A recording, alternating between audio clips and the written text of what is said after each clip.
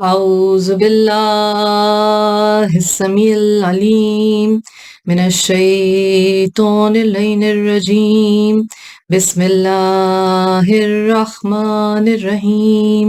الحمد لله رب العالمين الصلاة والسلام على أشرف الأنبياء والمرسلين وعلى أهل بيته الطيبين الطاهرين المعصومين أما بعد فقد قال الله تعالى في كتابه المبين وهو أصدق الصادقين بسم الله الرحمن الرحيم إنا أعطيناك الكوثر فصل لربك وانحر إن شانئك هو صدق اللہ العلی العظیم۔ عزیزان گرامی، پچھلی کچھ نشستوں سے ہم نے مولائے کائنات مولا علی علیہ السلام امیر المومنین امام المتقین باب مدینۃ العلم خطیب منبر سلونی شہید رسالت گواہ رسالت کے خطبات نہج البلاغہ سے آپ کی سماعتوں کے نظر کیے، آپ کی اذہان کی، آپ کے قلوب کی نظر کیے کہ کچھ اقوال زرعی ان میں سے ایسے جو ہمارے دل میں اتر جائیں، جنہیں ہم اپنی زندگی کا حصہ بنا سکیں، اپنے عمل میں شامل کر سکیں، اور وہ ہماری دنیا اور آخرت کو سنوار دیں انشاءاللہ۔ پچھلی دفعہ ہم نے خطبہ نمبر 49 تک آپ کی سماعتوں کے نظر کیا، اور آج انشاءاللہ خطبہ نمبر 50، خطبہ نمبر 50 سے آگے آپ کے ساتھ شیئر کریں گے۔ تھوڑا سا یہ خطبات کو ریڈ آؤٹ کرنے سے پہلے، پڑھنے سے پہلے تھوڑی سی بات اس پہ ہم کرتے ہیں کہ بہت دفعہ ہم نے یہ بات ظاہر مجالس میں سنتے ہیں، محافل میں سنتے ہیں، میلادوں میں سنتے ہیں کہ اللہ تعالیٰ نے اہل بیت علیہ السلام کو اپنے نور کو انسانی شبی میں بھیجا۔ اب سمجھنا بہت ضروری ہے، بے شک یہ محبوب خدا ہیں۔ سرنامہ کلام میں سورہ مبارکہ کوثر کی تلاوت کا شرف حاصل کیا گیا۔ اللہ تعالیٰ نے اپنے حبیب محمد مصطفیٰ صلی اللہ علیہ وآلہ وسلم، اپنی محبوب ترین ہستی، خود وہ محمود ہے، تعریف کیے جانے والا، لیکن اس نے اپنے حبیب کا نام محمد رکھا صلی اللہ علیہ وآلہ وسلم، جو لغوی معنوں میں محمود سے بھی زیادہ تعریف کیے جانے والا ہے۔ کیوں؟ کیونکہ اللہ تعالیٰ خود اپنے نبی کی تعریف کرتا، تعریف کرنے والوں میں شامل ہے اللہ و ملائکتہ یصلون علی النبی، اللہ اور اس کے ملائکہ رسول اللہ صلی اللہ علیہ وآلہ وسلم پر درود بھیجتے ہیں۔ اور یہ بھی سورہ کوثر کی ایک تفسیر ہے۔ ایک تو ظاہر ہے خیر کثیر بی بی فاطمہ زہرا سلام اللہ علیہ کی صورت میں جو اللہ تعالیٰ نے خوشخبری سنائی کہ اے نبی، بے شک ہم نے آپ کو کوثر عطا کیا، آپ کا دشمن ہی بے نام و نشان ہوگا، آپ اپنے رب کی نماز پڑھیں، قربانی دیں۔ آیات کی ترتیب کے ساتھ ترجمہ نہیں ہے، لیکن مقصد یہ ہے کہ اللہ تعالیٰ تو ان ہستیوں سے بے حد محبت کرتا ہے، اور اللہ تعالیٰ نے کہہ دیا قُلْ إِن كُنتُمْ تُحِبُّونَ اللَّهَ فَاتَّبِعُونِي يُحْبِبْكُمُ اللَّهُ، کہ اے نبی ان سے کہہ دیجئے اگر تم اللہ سے محبت کا دعویٰ کرتے ہو تو مجھ محمد صلی اللہ علیہ وآلہ وسلم کا اتباع کرو۔ اتباع یعنی نہ صرف محبت، مودت، عقیدت، اور پھر کہا کہ پھر اللہ بھی محبت تم سے کرنے لگے گا۔ اب ان ہستیوں کو انسانی شبیہ میں، اپنے نور کو انسانی شبیہ میں بھیجنا، ان معصومین کو، ظاہر ہے یہ دنیا تو جھوٹ، فریب، دھوکہ، مطلب پرستی، خود پرستی، اقتدار پرستی، انا پرستی اور ایسے لوگوں کی جو ان سب کانسیپٹس کی پیروکاری کرتے ہیں، ان سے بھری پڑی ہے۔ ہم نے دیکھا کہ تمام ائمہ طاہرین علیہ السلام کی زندگی، ہر امام کا دنیا سے جو ظاہری رخصت کا سفر ہے وہ شہادت کے ذریعے ہوا، ظلم کے ذریعے ہوا،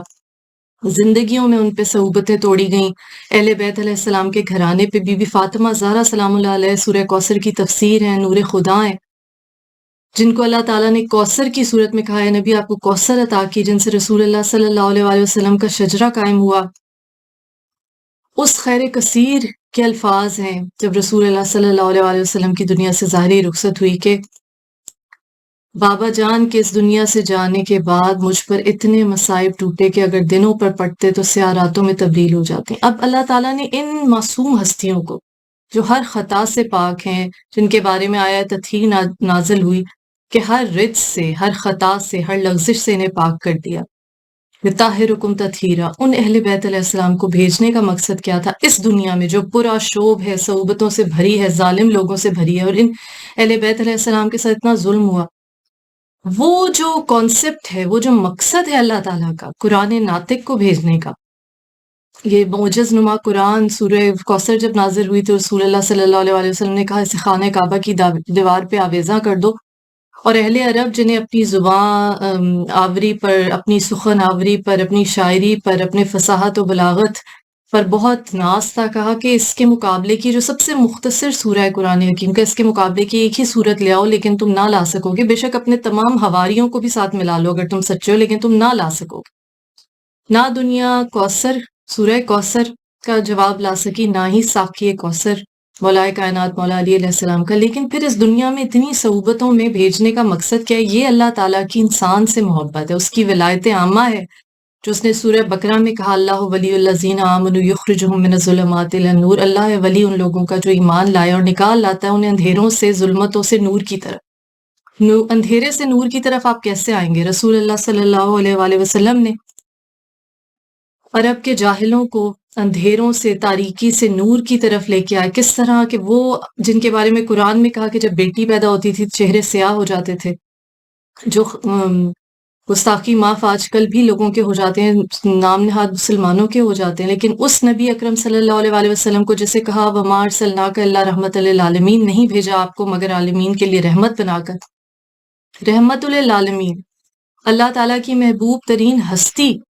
ان کو کوثر عطا کی بیٹی کی صورت میں. کہا بیٹی رحمت ہے، رحمت للعالمین کے گھر کی رحمت بی بی فاطمہ زہرا سلام اللہ علیہا. رسول اللہ فرماتے ہیں فاطمہ میرے جگر کا ٹکڑا ہے. ام ابیہا، والد کی ماں، کہا جگر کا ٹکڑا ہے، کہا جس نے فاطمہ کو ناراض کیا اس نے مجھے ناراض کیا. تو آپ دیکھیے کہ یہ نور سے، اندھیروں سے نور کی طرف لانے کا جو سفر ہے، نور کا جو سفر ہے، ان نورانی ہستیوں نے انسان کو کرایا. اور پھر ہم دیکھتے ہیں کربلا کے میدان میں وہ حر جو حر علیہ السلام بن جاتے ہیں، ایک قدم اندھیروں سے روشنی کی طرف بڑھانے، ظلمات سے نور کی طرف بڑھانے، طاغوت سے امام حسین علیہ السلام کی طرف بڑھانے، یزیدی لشکر سے حسینی لشکر کا حصہ بننے، کیسے اندھیرے سے روشنی کی طرف سفر کرتے ہیں. تو یہ ہستیاں بھیجی ہی اس لیے گئیں. اس پورا شعوب ظلم سے بھرپور دنیا میں اللہ تعالیٰ نے ان ہستیوں کو، اپنے نور کو انسانی شبیہ میں بھیجا، ہم خطا کار انسانوں کے لیے، ہماری ہدایت کے لیے انہیں قرآن ناطق بنا کر بھیجا، بولتا قرآن، تاکہ ہم ہدایت پا سکیں. یہ ہمیں بتلا سکیں کہ رشتوں کو کیسے نبھانا ہے، یہ ہمیں بتلا سکیں کہ ظلم و جور اور جبر اور لالچ اور حسد اور تکبر اور ارد گرد جو اقتدار پرست، خود پرست، ظالم، فاسق دنیا کے صاحب نے کس طرح کلمہ حق بلند کرنا ہے، ان ہستیوں نے بتایا. ان ہستیوں نے بتایا کہ کس طرح محبت اور محبت کا پیغام پھیلایا جاتا ہے، کس طرح اللہ کے بندوں سے اللہ کے لیے محبت کی جاتی ہے، کس طرح کاظمین الغیظ، غصے کو پینے والے، عافین عن الناس، کس طرح لوگوں کو معاف کیا جاتا ہے. کس طرح حر جنہوں نے رستہ روکا امام حسین علیہ السلام کے لشکر کا، جب اپنے گھوڑوں کے ساتھ آیا پیاسا اور گھوڑے پیاسے تھے تو امام حسین علیہ السلام نے وہ تھوڑا سا جمع کیا ہوا پانی اپنے حصے کا، اپنے بچوں کے حصے کا ان گھوڑوں کو اس طرح پلایا کہ وہ بار بار اس تشت سے پئیں اور سیراب ہو جائیں. سکھایا کہ سخاوت کیسی کی جاتی ہے. بسم اللہ الرحمن الرحیم، قرآن نے کہا وَيُطْعِمُونَ الطَّعَامَ عَلَىٰ حُبِّهِ مِسْكِينًا وَيَتِيمًا وَأَسِيرًا، کہ وہ ہیں جو اللہ کی محبت میں اپنے حصے کا کھانا جب دروازے پر دستک ہوتی ہے، یتیم، مسکین، اسیر کو کھلاتے. بی بی فاطمہ زہرا سلام اللہ علیہ ہیں جو 3 دن کے روزوں میں اپنے بچوں کے افطار کا وہ کیا سامان ہوگا، سوکھی روٹی، جو لوگوں کے لیے تو وسیع دسترخوان تھا، لیکن جب دروازے پر دستک ہوئی، کسی نے دست سوال پڑھایا ہے تو اپنے بچوں کے حصے کا بھی کھانا دے دیا. یہ سکھاتے ہیں کہ کس حد تک لقد کرمنا بنی آدم، اللہ جو کہتا ہے ہم نے آدم کی اولاد کو عزت دی خاکی ہونے کے باوجود. کس طرح تم عمل کے ذریعے کوشش تو کرو، عمل کے ذریعے تم کس طرح سے ان ہستیوں کو سامنے رکھتے ہوئے، ان کی مثال کو سامنے رکھتے ہوئے اپنی دنیا اور آخرت کو سنوار سکتے ہو. عزیزان گرامی، ان ہستیوں نے پیاسے خود رہے، حر کو پلا دیا پانی. میرے حسین کا پارس یہ کیا کمال نہ تھا. عزیزان گرامی، ان ہستیوں کو اللہ تعالیٰ نے بھیجا تاکہ ہم ان کی اسوہ حسنہ سے اپنی زندگیوں کو سنوار سکیں، ان کی روشنی سے، ان کے نور سے کچھ ہدایت حاصل کر سکیں گے۔ قرآن ناطق ہے، بولتا قرآن ہے، تو خدارا ان ہستیوں سے جو محبت ہے، جو ان کے لیے دل میں جگہ ہے، جو مودت ہے، جو اللہ تعالیٰ نے غم حسین کی حرارت ہمیں دی، ہمارے بزرگوں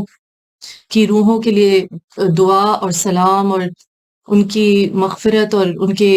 درجات کی بلندی کے لیے بہت دعائیں کہ جنہوں نے ہمیں اس وراثت سے نوازا۔ یہ وراثت ہمارے لیے چھوڑ کے گئے اہل بیت علیہ السلام کی محبت کی۔ لیکن یاد رکھیے کہ صرف محرم و سفر میں غم منانا ہی یہ محبت اور مودت نہیں، صرف رو لینا ان کے دکھوں میں، ان کی خوشی میں خوش ہو جانا، صرف یہی محبت و مودت نہیں۔ امام جعفر صادق علیہ السلام فرماتے ہیں اللہم صلی علی محمد وعلی محمد کہ اگر ہمارے شیعہ ہو تو ایسے بنو کہ ہمارے لیے باعث فخر ہو، نہ کہ ہمارے لیے باعث ندامت ہو۔ صرف زبان سے کہہ دینا، صرف غم اور خوشی کے دن منا لینا کافی نہیں ہے، بلکہ ان کی زندگیوں سے، اہل بیت علیہ السلام کی، ائمہ اطہار کی زندگیوں سے سبق حاصل کریں۔ نیت کا پھل دیتا ہے اللہ تعالیٰ، انما الاعمال بالنیات۔ اگر آپ کے ساتھ زیادتی بھی ہو جائے اور آپ اللہ تعالیٰ کی محبت میں، ان ہستیوں کی مودت میں، ان کے مشعل راہ پہ چلتے ہوئے، ان کے فٹ سٹیپس کو فالو کرتے ہوئے اگر آپ کوئی نیکی کرتے ہیں تو اس نیکی کا پھل اللہ تعالیٰ دیتا ہے، کیونکہ ہم تو ناقص العقل ہیں، ہمارے پاس تو کل عقل نہیں، لیکن ان ہستیوں کے پاس کل علم ہے، کل عقل ہے، ان سے ہدایت حاصل کریں۔ اس لیے بار بار دہراتے ہیں ان ہستیوں کے اقوال کو، ان کے اقوال زریں کو۔ مولائے کائنات، خطیب منبر سلونی مولا علی علیہ السلام، جنہوں نے کہا پوچھ لو مجھ سے جو کچھ پوچھنا چاہتے ہو۔ مولا کی خطبات، مولا کے الفاظ، مولا کی تقاریر، بیانات سے ہم کوشش کرتے ہیں کہ ہم کچھ نہ کچھ سبق حاصل کریں۔ تو آج آغاز کریں گے خطبہ نمبر 50 سے۔ خطبہ نمبر 50، مولائے کائنات مولا علی علیہ السلام خطیب منبر سلونی فرماتے فتنوں کے وقوع کا آغاز وہ نفسانی خواہشیں ہوتی ہیں جن کی پیروی کی جاتی ہے، اور وہ نئے ایجاد کردہ احکام کے جن میں قرآن کی مخالفت کی جاتی ہے، اور جنہیں فروغ دینے کے لیے کچھ لوگ دین الہی کے خلاف باہم ایک دوسرے کے مددگار ہو جاتے ہیں۔ تو اگر باطل حق کی آمیزش سے خالی ہوتا تو وہ ڈھونڈنے والوں سے پوشیدہ نہ رہتا۔ غور کیجیے گا، مولا فرماتے ہیں تو اگر باطل حق کی آمیزش سے خالی ہوتا تو وہ ڈھونڈنے والوں سے پوشیدہ نہ رہتا، اور اگر حق باطل کے شائبے سے پاک و صاف سامنے آتا تو اناد رکھنے والی زبانیں بھی بند ہو جاتی۔ لیکن ہوتا یہ ہے کہ کچھ ادھر سے لیا جاتا ہے اور کچھ ادھر سے، اور دونوں کو آپس میں غلط ملت کر دیا جاتا ہے۔ اس موقع پر شیطان اپنے دوستوں پر چھا جاتا ہے، اور صرف وہی لوگ بچے رہتے ہیں جن کے لیے توفیق الہی اور عنایت خداوندی پہلے سے موجود ہو۔ سبحان اللہ، کس قدر فکر انگیز، کس قدر سبق آموز، کس قدر تھاٹ پرووکنگ مولا کے الفاظ ہیں اگر ان پہ غور کیا جائے۔ خطبہ نمبر 51، بسم اللہ الرحمن الرحیم۔ جب صفین میں معاویہ کے ساتھیوں نے امیر المومنین مولائے کائنات مولا علی علیہ السلام کے اصحاب پر غلبہ پا کر فرات کے گھاٹ پر قبضہ جما لیا اور پانی لینے سے مانے ہوئے تو آپ نے فرمایا وہ تم سے جنگ کے لقمے طلب کرتے ہیں، تو اب یا تم ذلت اور اپنے مقام کی پستی اور حقارت پر سر تسلیم خم کر دو،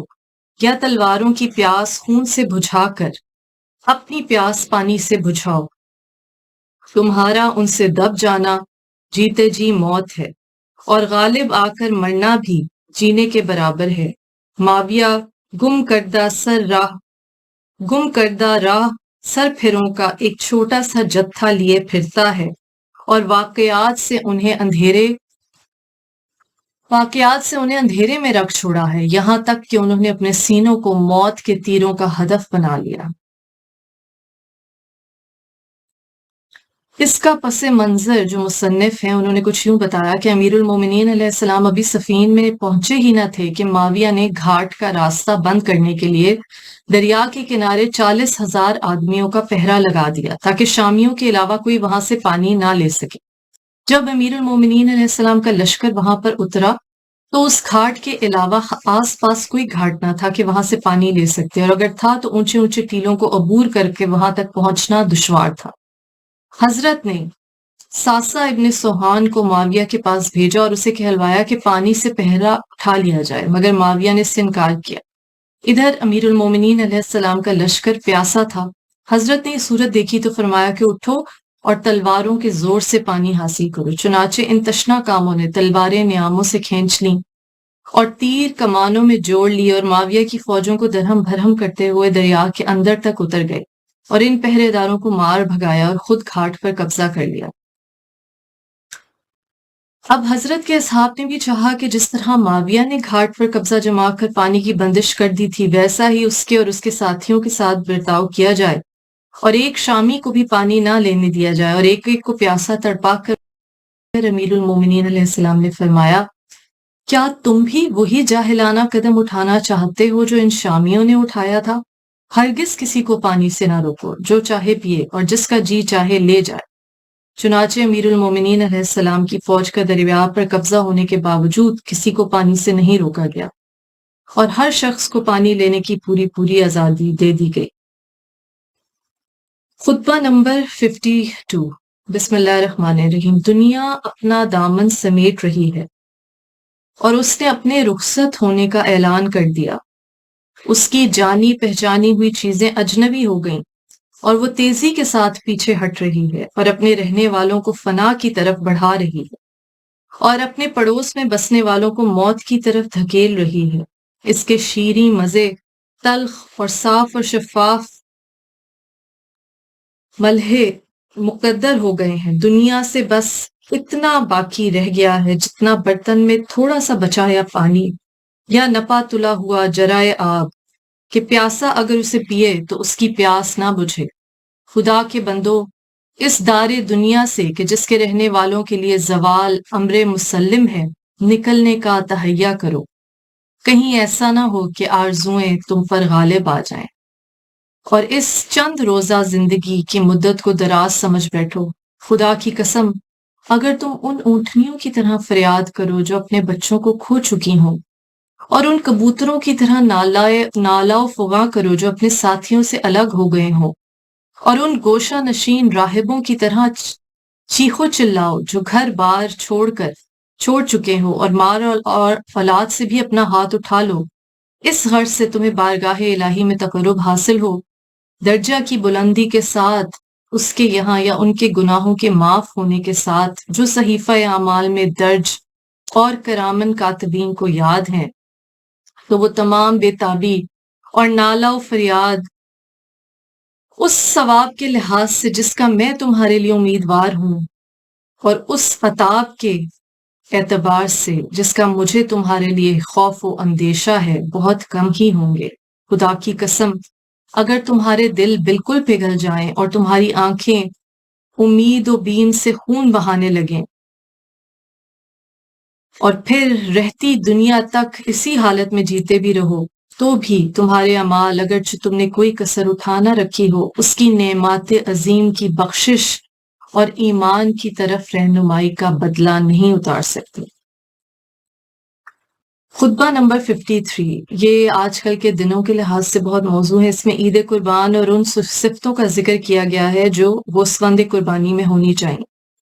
بسم اللہ الرحمن الرحیم۔ مولا فرماتے ہیں، قربانی کے جانور کا مکمل ہونا یہ ہے کہ اس کے کان اٹھے ہوئے ہوں، یعنی کٹے ہوئے نہ ہوں،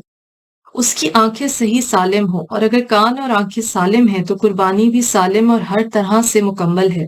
اگرچہ اس کے سینگ ٹوٹے ہوئے ہوں اور ذبح کی جگہ تک اپنے پیر کو گھسیٹ کر پہنچے۔ بسم اللہ الرحمن الرحیم۔ خطبہ نمبر 54۔ وہ اس طرح بے تحاشا میری طرف لپکے جس طرح پانی پینے کے دن وہ اونٹ ایک دوسرے پر ٹوٹتے ہیں، کہ جنہیں ان کے ساربان نے پیروں کے بندھن کھول کر کھلا چھوڑ دیا ہو، یہاں تک کہ مجھے یہ گمان ہونے لگا کہ یہ تو یا تو مجھے مار ڈالیں گے یا میرے سامنے ان میں سے کوئی کسی کا خون کر دے گا۔ میں نے اس امر کو اندر باہر سے الٹ پلٹ کر دیکھا تو مجھے جنگ کے علاوہ کوئی صورت نظر نہ آئی۔ یا یہ کہ محمد صلی اللہ علیہ وآلہ وسلم کے لائے ہوئے احکام سے انکار کر دوں، لیکن آخرت کی سختیاں جھیلنے سے مجھے جنگ کی سختیاں جھیلنا سہل نظر آیا، اور آخرت کی تباہیوں سے دنیا کی ہلاکتیں میرے لیے آسان نظر آئیں۔ خطبہ نمبر 55۔ صفین میں حضرت مولائے کائنات مولا علی علیہ السلام کے اصحاب نے جب اذن جہاد دینے میں تاخیر پر بے چینی کا اظہار کیا تو آپ نے ارشاد فرمایا، تم لوگوں کا یہ کہنا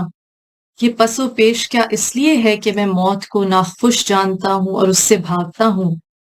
تو خدا کی قسم مجھے ذرا پرواہ نہیں کہ میں موت کی طرف بڑھوں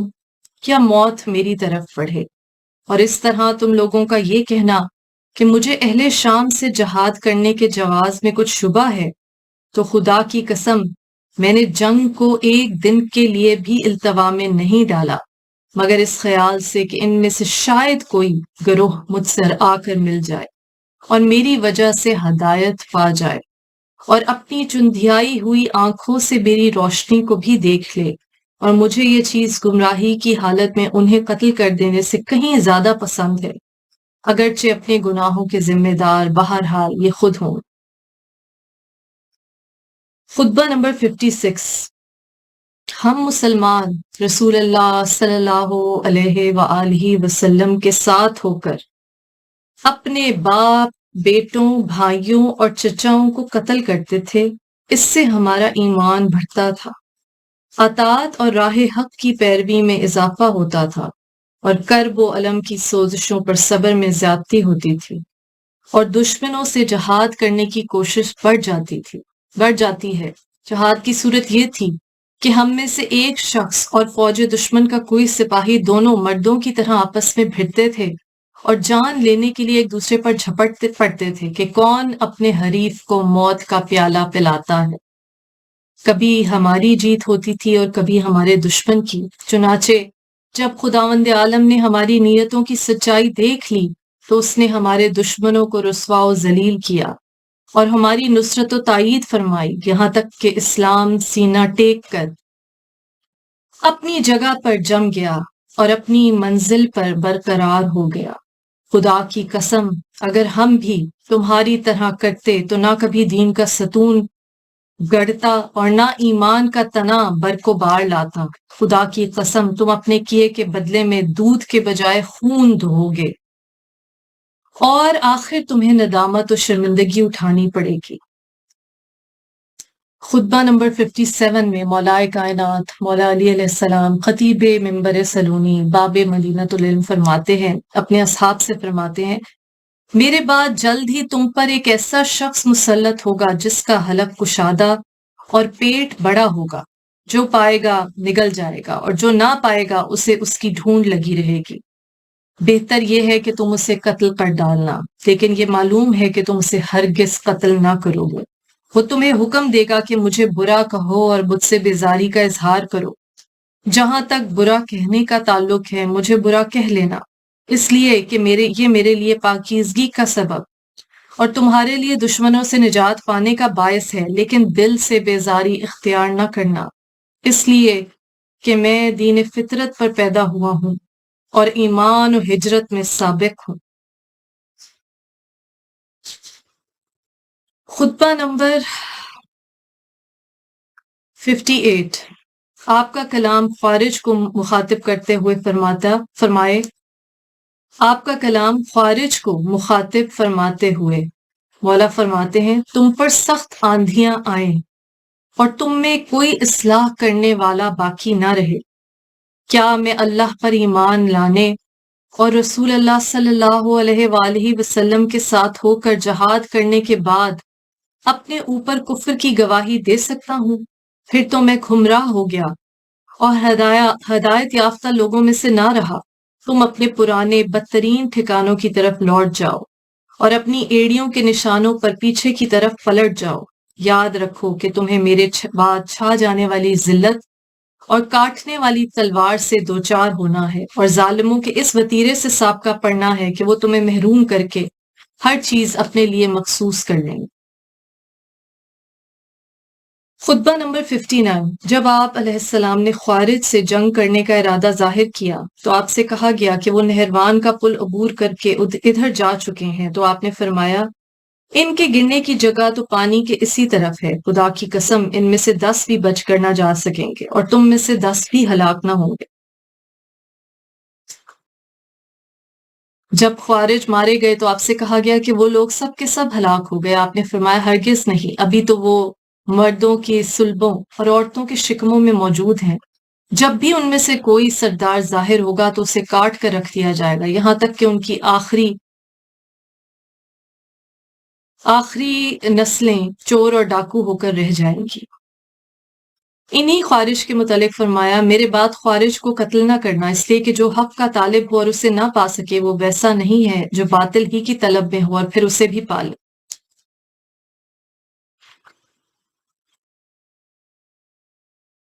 خطبہ نمبر 60 میں جب آپ علیہ السلام کو اچانک قتل کیے جانے کا خوف دلایا گیا تو آپ نے فرمایا مجھ پر اللہ کی ایک محکم سپر ہے، جب موت کا دن آئے گا وہ مجھے موت کے حوالے کر کے مجھ سے الگ ہو جائے گی، اس وقت نہ تیر خطا کرے گا اور نہ زخم بھر سکے گا۔ خطبہ نمبر 61 میں مولائے کائنات مولا علی علیہ السلام فرماتے ہیں تمہیں معلوم ہونا چاہیے کہ دنیا ایسا گھر ہے کہ اس کے عواقب سے بچاؤ کا ساز و سامان اسی میں رہ کر کیا جا سکتا ہے، اور کسی ایسے کام سے جو صرف اسی دنیا کی خاطر کیا جائے نجات نہیں مل سکتی۔ لوگ اس دنیا میں آزمائش میں ڈالے گئے ہیں، لوگوں نے اس دنیا سے جو دنیا کے لیے حاصل کیا ہوگا اس سے الگ کر دیے جائیں گے اور اس پر ان سے حساب لیا جائے گا، اور جو اس دنیا سے آخرت کے لیے کمایا ہوگا اسے آگے پہنچ کر پا لیں گے اور اسی میں رہیں گے سہیں گے۔ دنیا عقل مندوں کے نزدیک ایک بڑھتا ہوا سایہ ہے جسے ابھی بڑا ہوا اور پھیلا ہوا دیکھ رہے تھے کہ دیکھتے ہی دیکھتے وہ گھٹ کر اور سمٹ کر رہ گیا۔ خطبہ نمبر 62۔ بسم اللہ الرحمن الرحیم۔ مولائے کائنات مولا علی علیہ السلام فرماتے ہیں اللہ کے بندو، اللہ سے ڈرو اور موت سے پہلے اپنے اعمال کا ذخیرہ فراہم کر لو اور دنیا کی فانی چیزیں دے کر باقی رہنے والی چیزیں خرید لو، چلنے کا سامان کرو کیونکہ تمہیں تیزی سے لے جایا جا رہا ہے، اور موت کے لیے آمادہ ہو جاؤ کہ وہ تمہارے سروں پر منڈلا رہی ہے۔ تمہیں ایسے لوگ ہونا چاہیے جنہیں پکارا گیا تو وہ جاگ اٹھے، اور یہ جان لینے پر کہ دنیا ان کا گھر نہیں ہے اسے آخرت سے بدل لیا ہو، اس لیے کہ اللہ نے تمہیں بیکار پیدا نہیں کیا اور نہ اس نے تمہیں بے قید و بند چھوڑ دیا ہے۔ موت تمہاری راہ میں حائل ہے، اس کے آتے ہی تمہارے لیے جنت ہے یا دوزخ ہے، وہ مدت حیات جسے ہر گزرنے والا لحظہ کم کر رہا ہو اور ہر ساتھ اس کی عمارت کو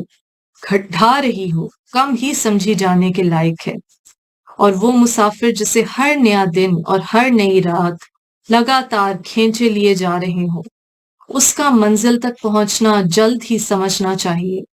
اور وہ عازم سفر جس کے سامنے ہمیشہ کی کامرانی یا ناکامی کا سوال ہے، اس کو اچھے سے اچھا زاد مہیا کرنے کی ضرورت ہے، لہٰذا اس دنیا میں رہتے ہوئے اس سے اتنا توشہ آخرت لے لو جس کے ذریعے کل اپنے نفسوں کو بچا سکو، جس کی صورت یہ ہے کہ بندہ اپنے اللہ سے ڈرے، اپنے نفس کے ساتھ خیر خواہی کرے، مرنے سے پہلے توبہ کرے، اپنی خواہشوں پر قابو رکھے، چونکہ موت اس کی نگاہ سے اوجھل ہے اور امیدیں فریب دینے والی ہیں، اور شیطان اس پر چھایا ہوا ہے جو گناہوں کو سج کر اس کے سامنے لاتا ہے کہ وہ اس میں مبتلا ہوں، اور توبہ کی ڈھارس بندھاتا رہتا ہے کہ وہ اسے تاویخ میں ڈالتا رہے، یہاں تک کہ موت غفلت و بے خبری کی حالت میں اچانک ٹوٹ پڑتی ہے۔ واہ حسرتا کہ اس غافل و بے خبر کی مدت حیات ہی اس کے خلاف ایک حجت بن جائے اور اس کی زندگی کا انجام بدبختی کی صورت میں ہو۔ ہم اللہ سبحانہ تعالیٰ سے سوال کرتے ہیں کہ وہ ہمیں اور تمہیں ایسا کر دے کہ دنیا کی نعمتیں سرکش نہ بنا سکے اور کسی منزل پر اطاعت پروردگار سے درماندہ و عاجز نہ ہو، اور مرنے کے بعد نہ شرمساری اٹھانا پڑے اور نہ رنج و غم سہنا پڑے۔ بسم اللہ الرحمن الرحیم. خطبہ نمبر 63. تمام حمد اس اللہ کے لیے کہ جس کی ایک صفت سے دوسری صفت کو تقدم نہیں، کہ وہ آخر ہونے سے پہلے اول اور ظاہر ہونے سے پہلے باطن رہا ہو. اللہ کے علاوہ جسے بھی ایک کہا جائے گا وہ قلت و کمی میں ہوگا. اس کے سوا ہر باعزت ذلیل اور ہر قوی کمزور اور عاجز، اور ہر مالک مملوک اور ہر جاننے والا سیکھنے والے کی منزل میں ہے. اس کے علاوہ ہر قدرت و تسلط والا کبھی قادر ہوتا ہے اور کبھی عاجز، اور اس کے علاوہ ہر سننے والا خفیف آوازوں کے سننے سے قاصر ہوتا ہے، اور بڑی آوازیں اپنی گونج سے اسے بہرا کر دیتی ہیں، اور دور کی آوازیں اس تک پہنچتی نہیں ہیں،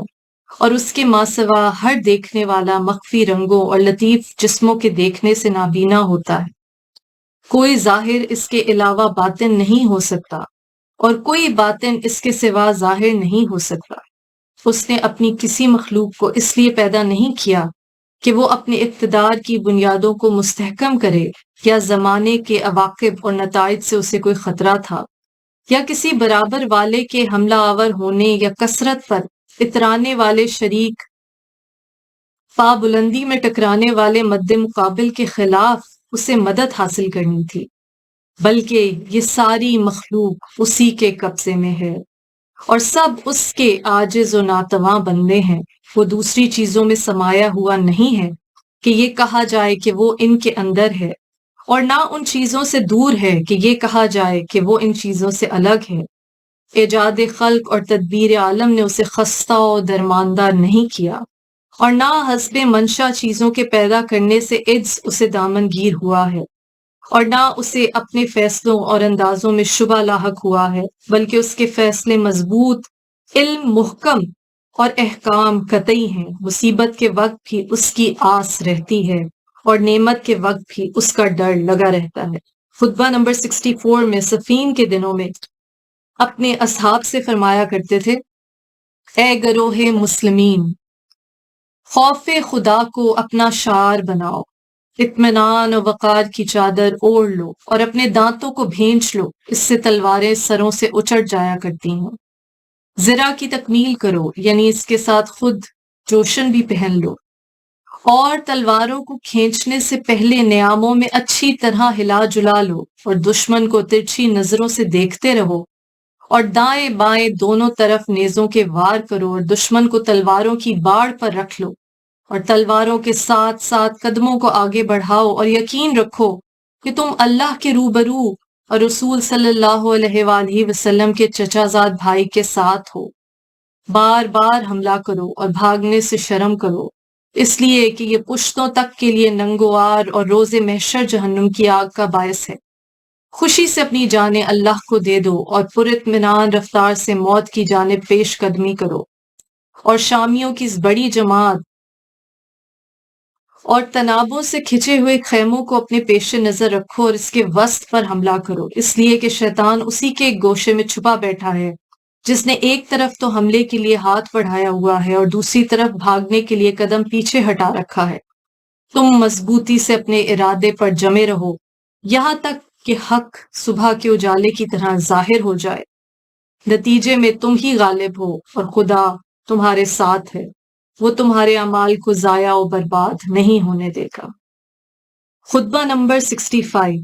پیغمبر خدا محمد مصطفیٰ صلی اللہ علیہ وآلہ وسلم کی رحلت کے بعد جب ثقیفہ بنی سعدہ کی خبریں امیر المومنین مولائے کائنات مولا علی علیہ السلام تک پہنچی تو آپ نے دریافت فرمایا کہ انصار کیا کہتے تھے. لوگوں نے کہا کہ وہ کہتے تھے کہ ایک ہم میں سے امیر ہو جائے اور ایک تم میں سے. حضرت نے فرمایا: تم نے یہ دلیل کیوں نہ پیش کی کہ رسول اللہ صلی اللہ علیہ وآلہ وسلم نے وصیت فرمائی تھی کہ انصار میں سے جو اچھا ہو اس کے ساتھ اچھا برتاؤ کیا جائے، اور جو برا ہو اس سے درگزر کیا جائے. لوگوں نے کہا کہ اس میں ان کے خلاف کیا ثبوت ہے؟ آپ نے فرمایا کہ اگر حکومت و امارت ان کے لیے ہوتی تو پھر ان کے بارے میں دوسروں کو وصیت کیوں کی جاتی؟ پھر حضرت نے پوچھا کہ قریش نے کیا کہا؟ لوگوں نے کہا کہ انہوں نے شجرہ رسول صلی اللہ علیہ وآلہ وسلم کی وجہ سے ہونے کی وجہ سے اپنے استحقاق پر استدلال کیا. تو حضرت علیہ السلام نے فرمایا کہ انہوں نے شجرہ ایک ہونے سے تو استدلال کیا، لیکن اس کے پھلوں کو ضائع و برباد کر دیا. خطبہ نمبر 66۔ محمد بن ابی بکر کو جب حضرت مولائے کائنات مولا علی علیہ السلام نے مصر کی حکومت سپرد کی اور نتیجے میں ان کے خلاف غلبہ حاصل کر لیا گیا اور وہ قتل کر دیے گئے، تو حضرت نے فرمایا میں نے تو چاہا تھا کہ ہاشم ابن اتبا کو مصر کا والی بناؤ، اور اگر اسے حاکم بنا دیا ہوتا تو وہ کبھی دشمنوں کے لیے میدان خالی نہ کرتا اور نہ انہیں مہلت دیتا۔ اس سے محمد ابن ابی بکر کی مذمت مقصود نہیں، وہ تو مجھے بہت محبوب اور میرا پروردہ تھا۔